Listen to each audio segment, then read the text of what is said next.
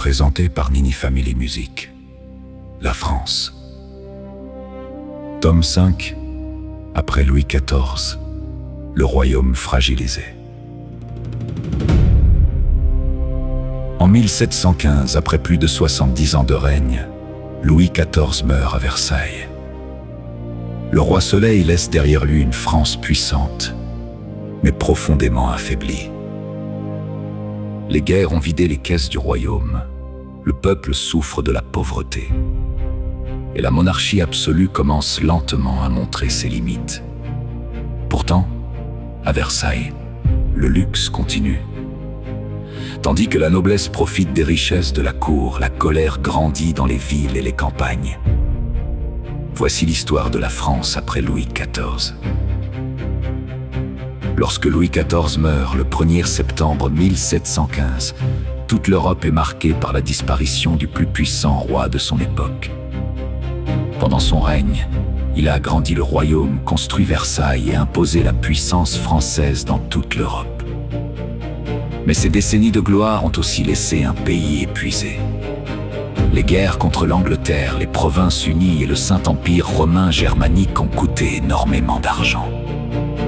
Dans certaines régions, les famines et les impôts ont plongé le peuple dans la misère. La France reste puissante, mais les premières fissures apparaissent déjà.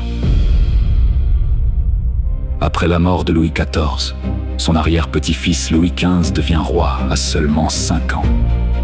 Trop jeune pour gouverner, il laisse le pouvoir au duc Philippe d'Orléans pendant la Régence. Cette période marque un changement important dans la vie politique française. L'atmosphère stricte imposée par Louis XIV disparaît peu à peu. La noblesse retrouve davantage de liberté et d'influence. Pendant ce temps, les problèmes financiers du royaume deviennent de plus en plus graves. Un homme nommé John Law tente de réformer l'économie avec un système basé sur le papier-monnaie et le commerce colonial. Au début, le système semble fonctionner.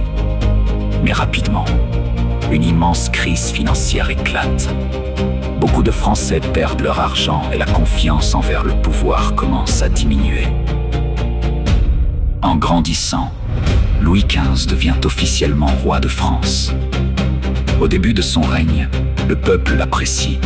On le surnomme même Louis, le bien-aimé.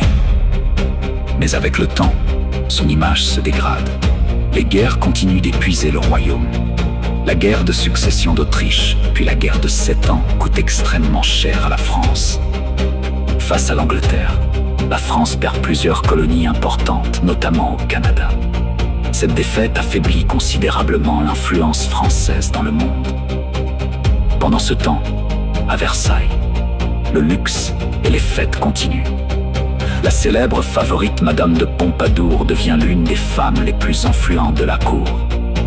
Mais loin du château, le peuple commence à perdre confiance dans la monarchie.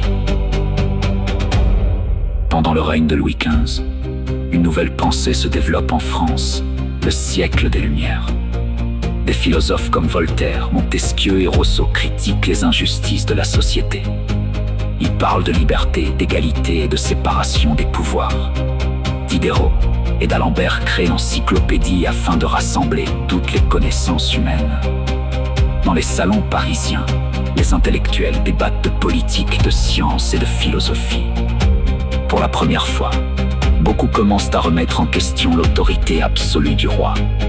Lentement, les idées qui mèneront à la Révolution française commencent à naître.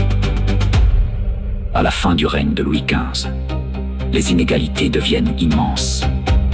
La noblesse et le clergé possèdent de nombreux privilèges et payent très peu d'impôts. Le peuple, lui, supporte presque tout le poids des taxes. Dans les campagnes, les récoltes sont parfois mauvaises. Dans les villes, la pauvreté augmente. Malgré cela, Versailles continue de symboliser la richesse et le luxe de la monarchie française. Deux mondes semblent désormais se séparer, celui de la cour et celui du peuple. Après la mort de Louis XIV, la France reste brillante aux yeux du monde. Mais derrière cette grandeur, les tensions grandissent lentement. Les guerres, Les dettes et les inégalités fragilisent le royaume, pendant que les philosophes des Lumières changent les mentalités. La monarchie semble incapable de comprendre la colère qui monte dans le pays. Et bientôt, un nouveau roi montera sur le trône, Louis XVI. Sans le savoir, il deviendra le dernier roi de l'Ancien Régime.